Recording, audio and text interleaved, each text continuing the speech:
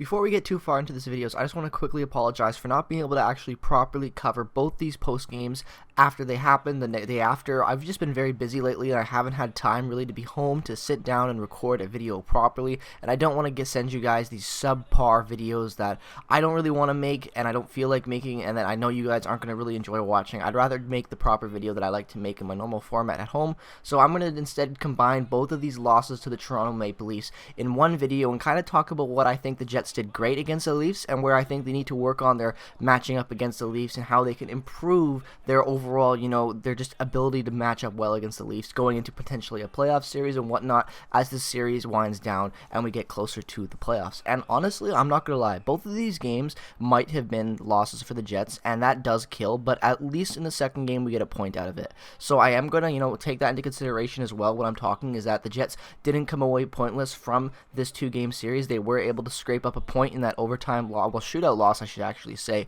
that came to the Maple Leafs. It came to the Jets, by the hands of the Maple Leafs on the 2nd of April. So getting back towards talking about what I think the Jets did really well in this series was at times their offense looked really well. And I'm going to say something that I've been saying almost every video recently, especially these game recaps and a lot of other videos too. This fourth line, and especially the third line by the Winnipeg Jets, is vastly underrated in the entire NHL for how good it is at offense and defense at its own end. It is just a pleasure to watch these lines play, especially the fourth line. I like to be proven wrong in sports. I actually think it's something that's pretty awesome when you think you're right about something and you're proven wrong, especially when it's about something about a player like Nate Thompson coming back and being an actually very good contributing piece to this fourth line. And I've always been a big fan of the Trevor Lewis signing, and I'm glad that he's still been very good for us and been putting in that hard work as that winger on that line.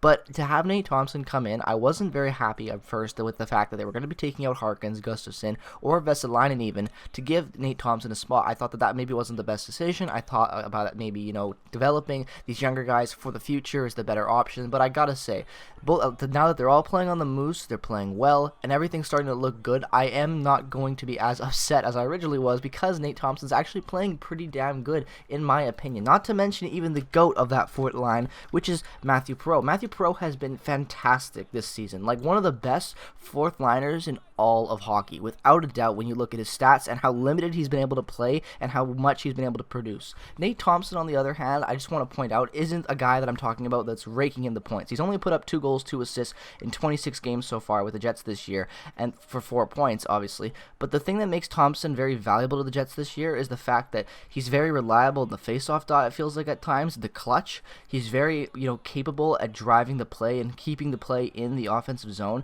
There are times where he does look older and he does look small, but the thing is that fourth line as a whole, the way it meshes, it plays and complements each player on that very well. Thompson's able to drive the play and win faceoffs.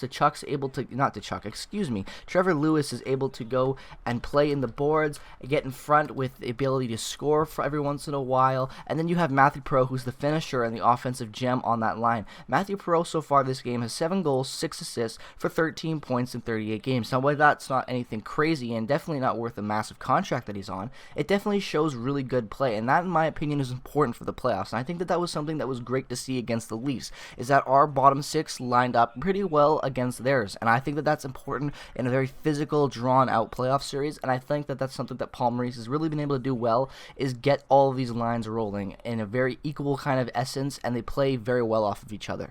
And that's something that I think is very, very important that I saw from this Leafs series that we can take away from that and apply it to our next few games when we actually, have to play lesser opponents. Because let's be real, other than the Leafs, the Canadian division does have, the lesser opponents compared to other teams in the other divisions, I should say, in the NHL.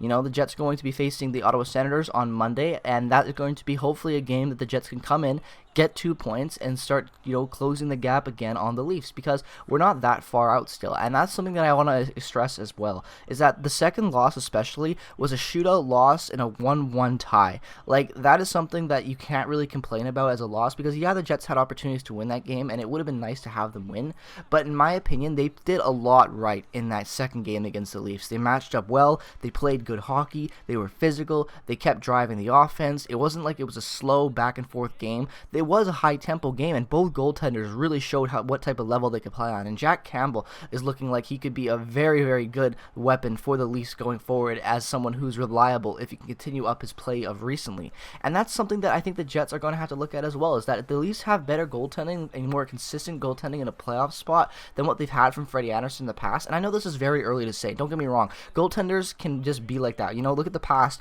even 5 years, you've got guys like Jordan Bennington coming in after being a nobody and winning the Stanley Cup. The Hamburglar is one of my favorite examples of that. A guy who just completely came out of nowhere and destroyed everyone in his path. And you can just have that with goaltenders. And maybe Campbell's finally putting everything together for the Leafs, and he's going to become a really good asset for them this year. And if that's the case, then the Leafs just got a little bit more deadly. And that's something that the Jets are going to have to realize and get prepared for. And I thought they matched up well against a good, strong goaltender in that second game. I don't really have a lot of criticisms of that second game. Like when I go over and I talk about that first game that they played against the Leafs, I could go on and on about how the many things I didn't like, especially in that first period, because we all know the reason why the Jets really lost that game, and I'm not going to lie, I've seen really good, competent, really fair Leaf fans say the exact same thing, is that if the Jets showed up in that first period, I should say, of the first game of this series against the Leafs, I think that first game could have went a little differently. I'm not saying the Jets are going to come out and win, but I'm saying that it might have been closer, because look at the rest of that game and how it went. The Jets put on good pressure. They were able to, move the puck well at times, defensively not so much, but offensively they showed up after that second period, I thought, and they played good hockey. There were mistakes that you could have in about. Forbort hasn't been the greatest. I've talked about that. And then the only thing that you could really talk about that game, when you look at the way the Jets defense played, is you could make the argument that, okay, Ville Heinola could have helped in a game like this. Ville Heinola could help against a matchup against the Leafs. So it makes you wonder the question if Paul Maurice and ownership is going to be like, hey, maybe next time we play the Leafs, we should adjust the system and maybe put a different player, a younger, more agile puck mover defenseman in to see how that matches up against the Leafs. Because other than that, other than the defense, in my opinion, being a really, really sore spot in those games against the Leafs, I thought that one thing that killed us the most was how inconsistent at times our top four was. Because at times, you would have the Forbort-Pionk line playing pretty good, competent two-way game. But then at times, Forbort is getting pinched on the zone exit, and he's taking hitting Dubois, running into his players, and you have all this chaos happening in your own end, and that leads to the 1-0 Matthews goal at the start of that game. And that's something that you can't have happen. The Jets need to be more cohesive defensively, and that's something I've been saying for a long time. They have decent defenders, but they don't have a group of guys that can really mesh together and form a solid unit that can play play a solid defensive game every minute of every night. And I'm not talking about shutouts, but I'm talking about being reliable and not making horrendous mistakes like we saw in that 1-0 Matthews goal. That's not something you can have and be a competent NHL Stanley Cup competing team. You have to have more of a cohesive defense that knows how to play responsible and doesn't make too many mistakes like that. And I think that's something that the Jets just need to do by adding more experienced personnel. I think a lot of these guys they have, as I like to say, aren't bad defenders, but they're defenders playing in way too much of an increased role. And as I've said before, that's one thing that I saw a lot in this game, in these two games, was that compared to even the Leafs defense, which I don't think is that much better, but has some better personnel in their top four, I thought the Leafs defense was much more cohesive at times compared to what the Jets was. And that's something that killed them, because the Leafs players, they didn't pinch at times. They had Bogosian, who is not the greatest defender, playing pretty good at times, moving the puck, jumping in on the rush, and not being a reliable guy at times consistently, while you had Forbort and all these other players that try to jump in on the rush, especially our bottom pair, guys like Tucker Pullman, and I would even say guys like Dylan DeMello. Dylan DeMello is great in his own end, but I don't like seeing Dylan DeMello join the rush as much as he does at times and try to shoot the puck and how much we feed it back to him. Same with Logan Stanley. Like, these guys, all they do is drop shots, they get picked off in the slot by a block body, basically, and then they go on the attack from their zone. And that's something that the Jets need to stop working on, is that if they're going to force the defense to be involved in the play, they need to make sure that they're actually setting up correctly for them. Logan Stanley has a great shot, but it's kind of going, a tip deflected type shot that he's going to be delivering to you. So you have to have guys in better position to tip those shots instead of just having a bunch of bodies in front of the net and having them block the shot before they ever get to the goaltender, and then the other team can take the puck, corral it, and start going on the offensive rush. Well, you're just starting to get a shot on the goaltender and build your pressure in the zone. So that the Jets defense and the offense can kind of find that balance point where they can include what they have defensively as an offensive weapon, which is something they just don't do. The Jets defense just never really properly joins a rush or starts a rush. They're just really bad at breakout passes. They're not good at carrying the puck. We don't have any play driving guys from the defensive end. Look at Josh Morrissey. Every time we force him to do that role, it just doesn't work. While the Leafs, on the other hand, Morgan Riley can do that very, very well. And only that they have that one guy, that's still better than what the Jets have, which is none. Because Neil Pionk is great offensively, but I just don't think that Neil Pionk is the type of guy you want to be charging in, a rush when he's, and stuff like that, because he's more of a complementary offensive piece that can find the shot through a lot of bodies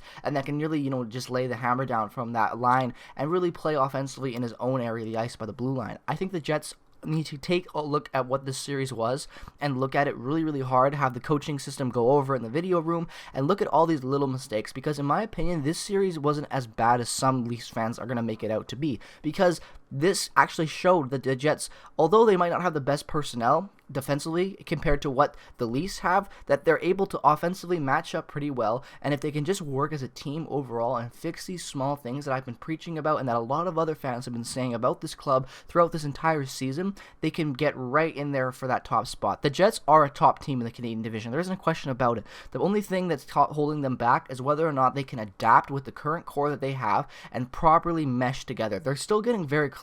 Everything is starting to click better offensively lately, and the defense has played better at times. So whether or not this trade deadline, or even, what happens with Ville Heinola potentially, if the Jets somehow can just tweak their defense and the offense to be a little bit more cohesive and work together, I think that this type of series that was a 0-0 could have easily went towards the Jets in a 2-0 win. I think that either team would have won both games in this. I think the Jets were right there in the mix to win both of them as well. I just think that they need to be a little bit more ready, a little bit more sharper, and a little bit more, included with the rest of the defenders and with everyone on their roster. I feel like there just needs to be more cohesiveness, and if that happens, who knows what could happen with this club. I think that there is a lot of potential for this team to grow, and I really liked what I saw this series. I just think they need to work on the little things that I've been saying for most of this season. But I would like to know all your thoughts down in the comment section below as always. This was a very big test, I should say, for the Winnipeg Jets in these two games against the Maple Leafs. Let me know all your thoughts down in the comment section below on these two games. I'd love to hear what your guys' thoughts were, as I didn't get to post these games out at the time, so let me know all your thoughts on both games in the comment section below. If you're a fan of hockey, a fan of the Winnipeg Jets, but more importantly, a fan of hockey regardless of the team you root for, definitely consider dropping a subscription, as we're approaching that 800 subscriber mark and on that slow road, that slow grind towards 1K subscribers, and I would appreciate any of the support you guys can drop on the channel.